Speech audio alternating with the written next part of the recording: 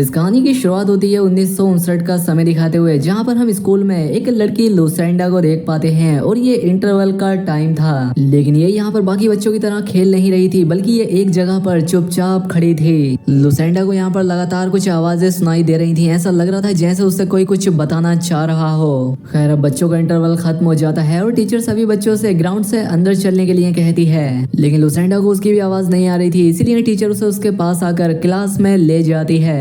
Class में teacher सभी बच्चों को बताती है कि कल स्कूल का ऑफिशियली ओपनिंग डे है और इसीलिए स्कूल में एक कंपटीशन होगा और इस कंपटीशन में स्कूल के बच्चे ऐसी चीजें ड्रॉ करेंगे जो कि फ्यूचर में काम आ सके, उनकी जरूरत पड़े। सभी बच्चे इस कंपटीशन को लेकर काफी खुश हो जाते हैं, इसीलिए वो कुछ ना कुछ ड्रॉ करने लगते हैं। सिवाय के लुसेंडा अपने पेपर पर ड्रॉ ना करके कुछ नंबर्स लिख रही थी, नंबर जो कि अजीब और समझ से परे थे। उसने पूरा पेपर भर दिया था।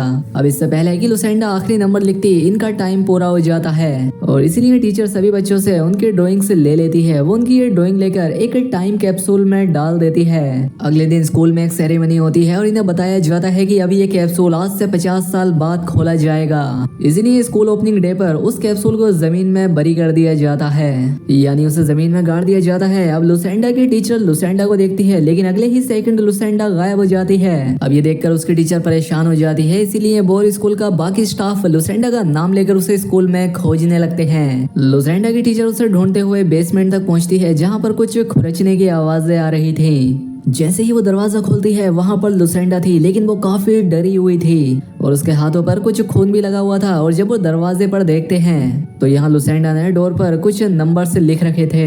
ये वही नंबर थे जो लुसेंडा के पेपर पर लिखने से रह गए थे। अब लुसेंडा अपने आसपास से आने वाली इन आवाजों से काफी घबरा गई थी, इसलिए वो अपनी टीचर से कहती है कि प्लीज मैम, इन आवाजों को बंद करें। अब इसी तरह से 50 साल बीत जाते हैं। इसके बाद हम जॉन नाम के एक साइंटिस्ट को देख पाते हैं। उसकी वाइफ की जान जा चुकी थी और वो डिप्रेशन में रहता था। इस साइंटिस्ट का एक छोटा बेटा भी होता है जिसका नाम केलब है।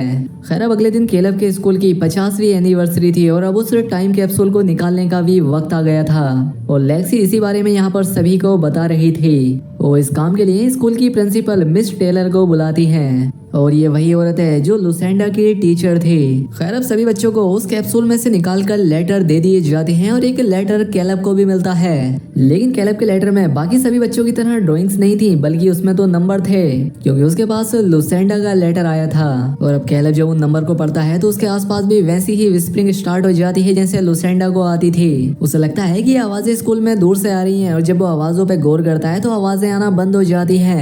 अब घर आने के बाद कैलब अपने फादर जॉन से बातें कर रहा होता है और तभी यहाँ पर जॉन को भी वो लेटर नजर आता है।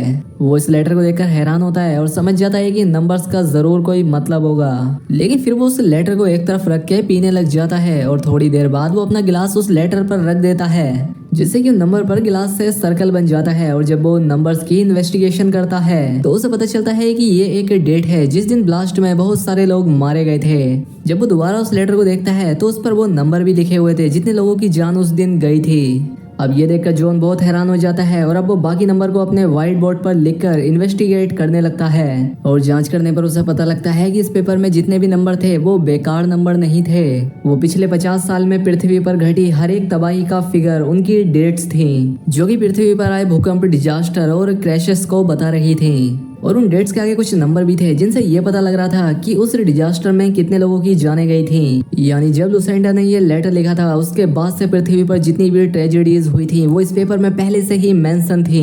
खैर, अब जॉन ये सारी चीजें देखकर बहुत हैरान होता है, लेकिन इस पेपर पे अभी भी कुछ नंबर ऐसे थे जिन्हें वो कैलकुलेट नहीं कर पा रहा था।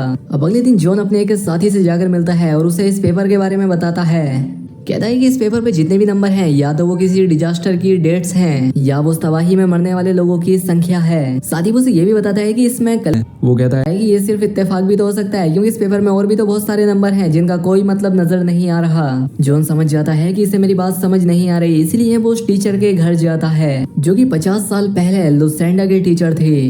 वो जॉन से कंफर्म करती है कि हाँ ये लेटर एकदम ओरिजिनल है और ये मेरी ही एक स्टूडेंट लुसेंडा ने लिखा था। और साथ ही वो जॉन को ये भी बताती है कि जिस वक्त लुसेंडा ने ये लेटर लिखा था उस वक्त उसके साथ बहुत ही अजीबोगरीब चीजें भी हो रही थी, यानी कि उसे अपने आसपास से आवाजें सुनाई देती थी। और वो उसे उस दिन के बारे में भी बताती है जिस दिन लुसेंडा गायब हो गई थी और उसने अपने नाखूनों से ही स्कूल के दरवाजे पर कुछ नंबर कुछ फिगर लिखे थे।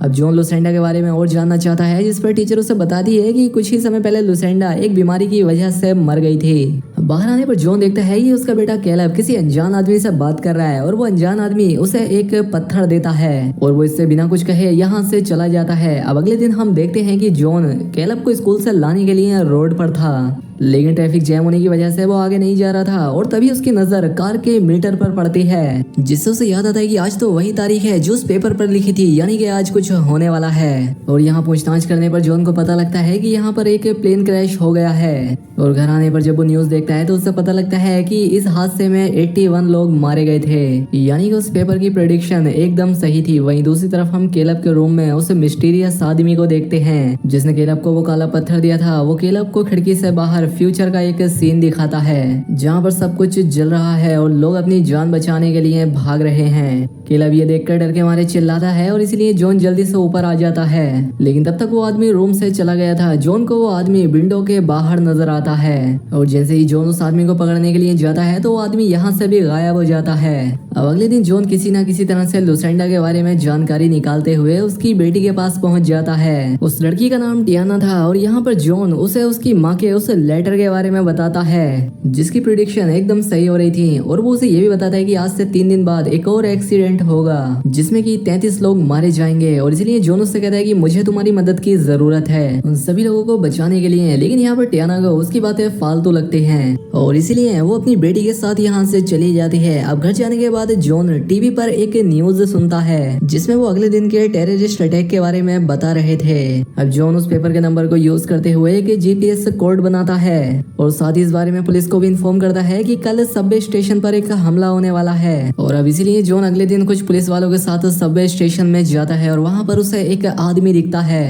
जिसे देखकर लग रहा था कि शायद वो एक टेररिस्ट है, लेकिन वो एक छोटा मोटा चोर था। तभी हम देखते हैं कि एक ट्रेन ने अचानक से अपना ट्रैक चेंज कर लिया है और ट्रैक चेंज होने की वजह से वो दूसरी ट्रेन में जाकर घुस जाती है। लोगों में भगदड़ मच जाती है, वो ट्रेन से बाहर निकलना शुरू कर देते हैं और यहाँ से ट्रेन हादसे में 33 लोग मारे जाते हैं। अब ये पूरी तरह से कंफर्म हो चुका था कि लुसिंडा की वो प्रेडिक्शन एकदम सही है। यहाँ पर सर्वाइवर्स में जॉन भी था। जॉन जैसे ही अपने घर जाता है उसे वहाँ पर लुसिंडा की बेटी मिलती है। वो यहाँ पर जॉन को बताती है कि इस पेपर में जो आखिरी फिगर है वो आज से कुछ दिन बाद की है और मेरी माँ यानी कि लुसिंडा अक्सर कहा करती थी कि मैं इस डेट को मर जाऊंगी। यहाँ पर टियाना जॉन को बताती है कि मैं अपनी माँ को इसीलिए पसंद नहीं किया करती थी क्योंकि वो हर किसी के मरने की डेट जानती थी। खैर अब टियाना जॉन को उस जगह पर लेकर जाती है जहाँ पर लुसिंडा उस वक्त जाया करती थी जब उसे किसी से छिपना होता था, क्योंकि वो लोगों से छिपना चाहती थी। यहाँ पर ये लोग उस पेपर के आखिरी वर्ड्स को देखते हैं जहाँ पर कि 2 बार उल्टा ई लिखा हुआ था। ये देखकर इन्हें लगता है कि शायद ये लुसिंडा के सरनेम के वर्ड हैं। खैर अब घर के अंदर जाने के बाद जब ये दोनों इन्वेस्टिगेट करते हैं तो इन्हें पता लगता है कि वो ई एवरीवन का सिंबल था, यानी कि इस डेट इस तारीख को पृथ्वी पर रहने वाला हर कोई मर जाएगा।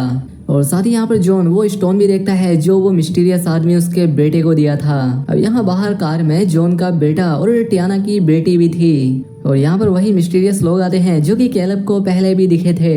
वो इन बच्चों से कह रहे थे कि हमारे पास आ जाओ और इनकी ये विस्परिंग, ये फुसफुसाहट बिल्कुल वैसी ही थी जैसी कि लुसिंडा को सुनाई देती थी और जैसे कि कैलब को भी मूवी के स्टार्ट में सुनाई दी थी। लेकिन कैलब बाहर उनके पास नहीं जाता बल्कि वो होशियारी दिखाते हुए कार का हॉर्न बजा देता है, जिसे सुनकर टियाना और जॉन जल्दी से बाहर आ जाते हैं। लेकिन उनके यहाँ आने से पहले वो मिस्टीरियस लोग यहाँ से चले गए थे। लेकिन तभी जॉन उनमें से एक आदमी को देख लेता है और वो उसके पीछे जाकर उससे पूछता है कि तुम आखिर चाहते क्या हो, कौन हो तुम।